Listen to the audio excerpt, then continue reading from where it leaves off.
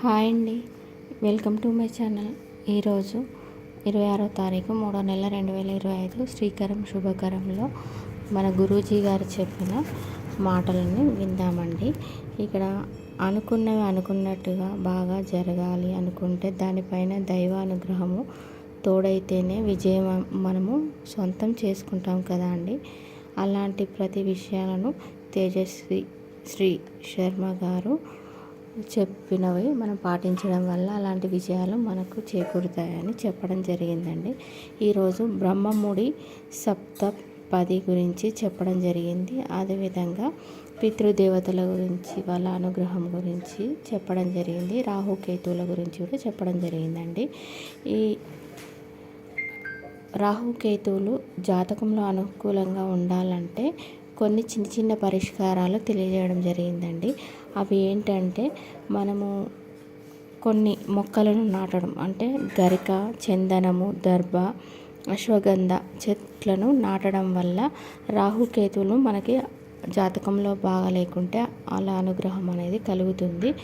అదేవిధంగా కుష్టి రోగంతో బాధపడుతున్న వారికి మందులను కొనియడం వల్ల కానీ, ఇవన్నిటికంటే ఇంకా చిన్న పరిహారం అండి. ఇది స్వాతి నక్షత్రం ఉన్న రోజులలో అరిటాకు తీసుకొని అరిటాకులో ఒక నిరుపేదకు ఎవరికైనా అన్నం అనేది దానం చేయాలండి. అలా పెట్టడం వల్ల రాహుకేతువుల అనుగ్రహం అనేది బాగా తొందరగా పనిచేసి వాళ్ళు దృష్టి అనేది మనపైన తగ్గుతుందని గురుగారు చెప్పడం జరిగిందండి. అదేవిధంగా మనకి చనిపోయిన వారు ఎప్పుడు స్వప్నంలో కనపడుతున్నారు అనే చాలామంది చెప్తూ ఉంటారు కదా అండి. అలా ఎందుకు కనబడతారంటే, వాళ్ళకు మనము తిథి పెట్టే సమయంలో కానీ, తిథి మర్చిపోయినప్పుడు కానీ, మనము తద్దినము బియ్యము ఇచ్చే టైం అంటారు కదా, అలాంటి టైం మర్చిపోయినప్పుడు పదే పదే ఊరికే కల్లోకి వచ్చి గుర్తు చేస్తారంట అండి. అదేవిధంగా అలా కాకుండా ఊరికే ఏ టైంలోనైనా ఊరికే వస్తున్నారు ప్రతిరోజు అని అనుకుంటే, అప్పుడు వాళ్ళకి మన జాతక రీత్యా మన జాతకంలో ఏదైనా గండాంతరాలు ఉంటే, గండాంతర దోషాలు ఉంటే వాళ్ళు ఊరికే కనబడి హెచ్చరిస్తారంట అండి. అంటే మనకి యాక్సిడెంట్లు అలాంటివి అవుతాయి అనే ఉన్నప్పుడు, ఇలాంటి గండాంతరాలు ఉన్నప్పుడు వాళ్ళు ఎప్పటికీ పదే పదే కనపడి మనకి హెచ్చరిస్తూ ఉంటారంట అండి.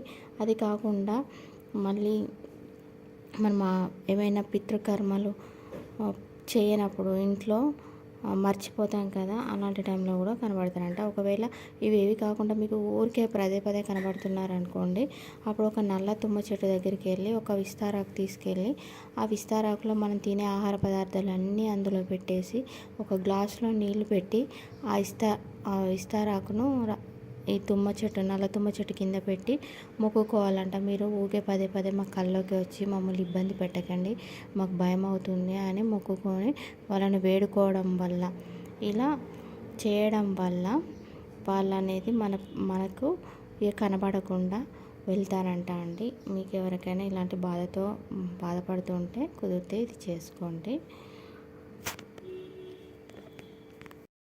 ఇలా ఏదైనా ఒక అమావాస్య రోజు నల్లతుమ్మ చెట్టు దగ్గర మీకు చేస్తే మీకు చాలా పితృదేవతల నుండి వెళ్ళి అనుగ్రహం అనేది కలుగుతుందండి. అదేవిధంగా మన పెళ్ళిలో సప్తపది లేపిస్తారు కదా అండి. ఎందుకు వేపిస్తారంటే, ఈ సప్తపదులు అంటే 7 కదా అండి అర్థము. మొదటి అడుగులో మనకు అన్నము సమృద్ధిగా కలగాలని, రెండో అడుగులో బలము సమృద్ధిగా కలగాలని, మూడో అడుగులో కర్మ సమృద్ధి కోసమని, 4వ అడుగులో సుఖము సమృద్ధిగా ఉండాలని, 5వ అడుగు పశు సమృద్ధి, 6వ అడుగు 6 ఋతువులు కలిసి ఉండి మనకు అనుకూలించాలి వాతావరణం అని, 7వ అడుగు నాకు నీవు నీకు నేను తోడు ఉంటాము ప్రతి కష్టంలోనూ ప్రతి సుఖంలోనూ, ఏది కానీ మనకు ఇబ్బంది కలిగినా కూడా నేను నీకు తోడు ఉంటా అని తనకి ప్రమాణం చేస్తూ ఇలా 7 అడుగులు చేస్తారండి. ఇలా 7 అడుగులు చేసేటప్పుడు ముందు ఇలా సప్తపది చేసే ముందే అమ్మాయి గోత్రం అనేది మారి, సప్తపది అయిన తర్వాత అమ్మాయి గోత్రం మారి మన గోత్రంలోకి వస్తుందండి. వివాహం చేసుకునే వారి గోత్రంలోకి తాళి కడితే కాదు, మెట్టలు కడితే కాదు, తలలో జీలకర్ర బెల్లం పెట్టినప్పుడు కాదండి. ఇలా చేయడం వల్ల అమ్మాయి పూర్తిగా మారి మన గోత్రంకి మారిపోతుందని గురువుగారు తెలియజేయడం జరిగిందండి. మీకు కనుక మా వీడియో నచ్చితే లైక్ చేయండి. కొత్త వారైతే నా ఛానల్ని సబ్స్క్రైబ్ చేసుకోండి. మీరు చేసే సబ్స్క్రైబ్ లైక్ మీద ఆధారపడి నేను మరెన్నో వీడియోలు మీకు పెడతానండి. అందరూ కామెంట్లో పెడుతున్నారండి మీ శ్రీకారం శుభకారం ప్రోగ్రాం కూడా పెట్టండి అని. అందుకని ఇవాళ ఈ వీడియో చేసి పెడుతున్నానండి. మాకు ఇంకొక ఛానల్ కూడా ఉందండి. నేను తర్వాత ఇంట్లో లింక్ ఇస్తానండి.